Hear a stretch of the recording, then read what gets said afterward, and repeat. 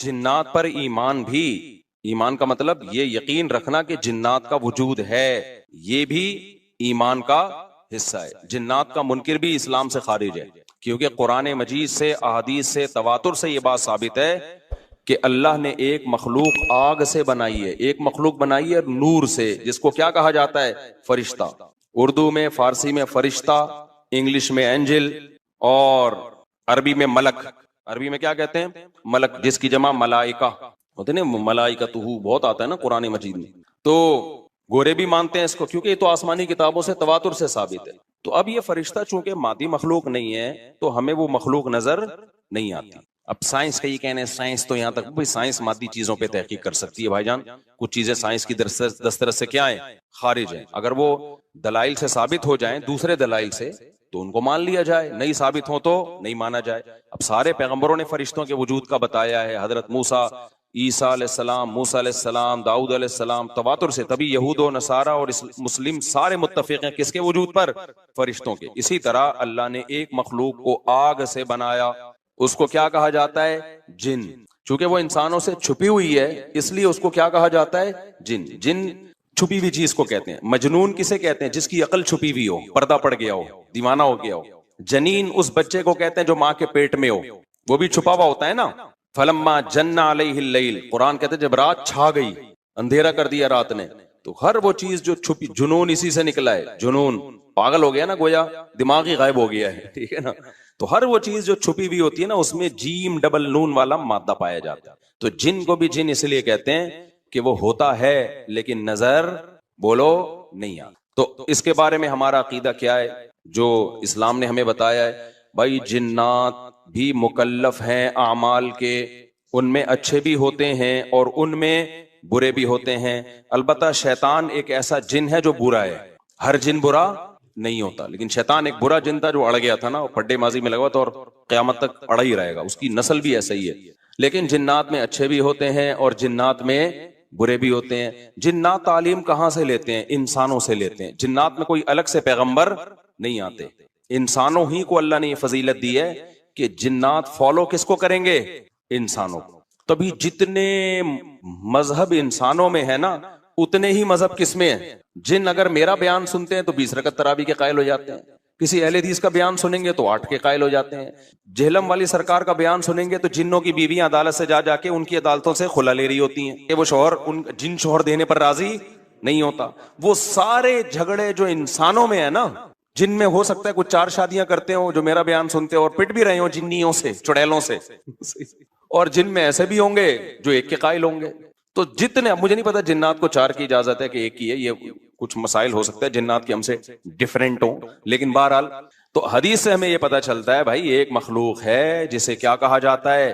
جن کہا جاتا ہے۔ وہ ہے، اس کا وجود ہے، اور چونکہ وہ ہو سکتا ہے یہاں بھی کچھ جنات بیٹھے ہوئے ہوں، اگر وہ آپ کہیں وہ بیٹھے ہوئے کیوں بھائی؟ وہ کھڑے ہو گئے تو سب آپ لیٹے ہوئے ہوں گے پھر یہاں پہ، اس لیے ان کو بیٹھے ہی رہنے دو۔ ٹھیک، میں اکثر چٹکلا سناتا ہوں نا، وہ پرانا ہو گیا لیکن کیا کریں۔ ایک آدمی کو کسی نے بتایا یہ فلیٹ پرانا ہے، خالی ہے، یہاں جنات ہیں، ادھر نہیں جانا، وہ فنٹر بنا ہوا ہے۔ میں چل جن ون کی ایسی کی تیسی گیا، بیل بجائی، بندہ باہر نکلا نا، اب الٹے پاؤں اس کے آنکھیں گول گول، تو پھر بھی اس میں بڑا کانفیڈنٹلی نا اس نے کہا کوئی ڈرتا ورتا نہیں بھائی صاحب، آپ میں نے سنا یہاں کوئی جنات ہیں؟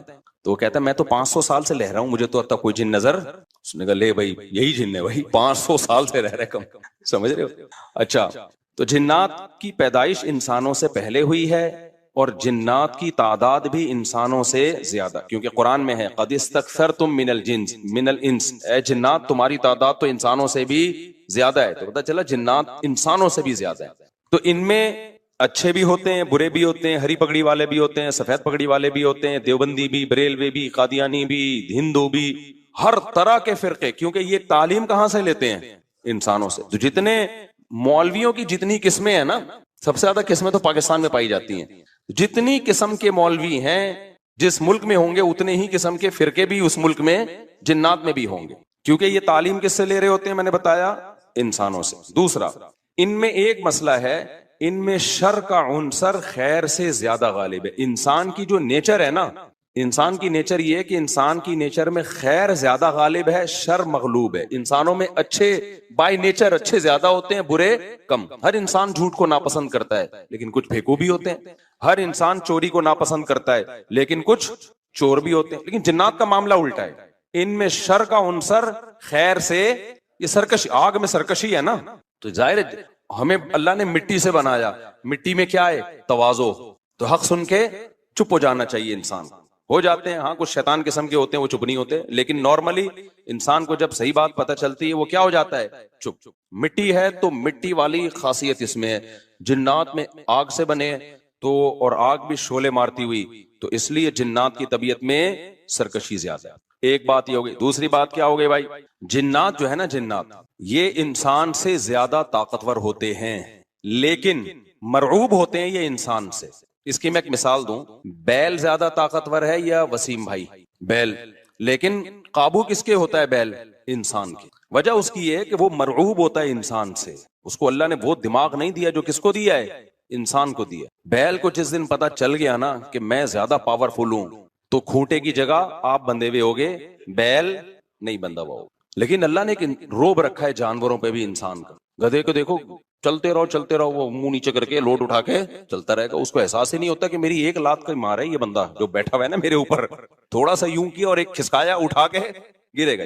تو ایسے ہی خوب سمجھ لو جنات انسانوں سے ڈرتے ہیں، نہ کہ انسان کو جنات سے ڈرنا چاہیے. جنات ڈرتے ہیں کس سے؟ انسان سے. لیکن ہوا یہ کہ قرآن سے یہ بات ثابت ہے. سورہ جن میں اللہ نے فرمایا وَأَنَّهُ كَانَ رِجَالٌ مِّنَ الْإِنسِ يَعُوذُونَ بِرِجَالٍ مِّنَ الْجِنِّ فَزَادُوهُمْ رَهَقًا. جنات انسان پہ سرکش ہو گئے، شرارتیں کرنے لگے، ادھر سے بندہ اٹھا کے ادھر کر دیا، ادھر سے اٹھا کے. ایک صحابی کو جن اٹھا کے لے گئے تھے. حضرت عمر رضی اللہ تعالیٰ عنہ کے دور میں ایک خاتون کا شوہر گم گیا، تو اس کی بیوی آئی حضرت عمر کے پاس کہ میرا میاں ہے ہی نہیں، پتہ نہیں کہاں گیا. حضرت عمر نے 4 سال کے بعد نا اس خاتون کا نکاح فسخ کرا دیا. یہ امام مالک کی دلیل ہے کہ 4 سال کے بعد نکاح فسخ ہو سکتا ہے. امام ابو حنیفہ کے جو فتوے ہیں نا، زیادہ تر انہوں نے حضرت علی اور عبداللہ بن مسعود کو فالو کیا ہے.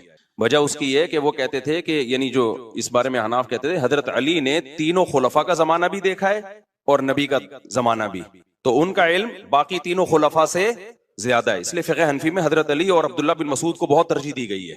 جہاں ٹکراؤ ہوتا ہے نا باقی خلفاء اور سیدنا علی میں، تو وہ ترجیح کس کو دیتے ہیں؟ کیونکہ حضرت علی ان تمام محفلوں میں، ان فتووں میں تینوں خلفاء کے ساتھ ہوتے تھے، تو وہ سب کے دلائل بھی جانتے تھے اور ان پہ پھر بعض چیزوں سے سیدنا عمر نے رجوع بھی کیا ہے حضرت علی کے کہنے پر. تو عمر کم تھی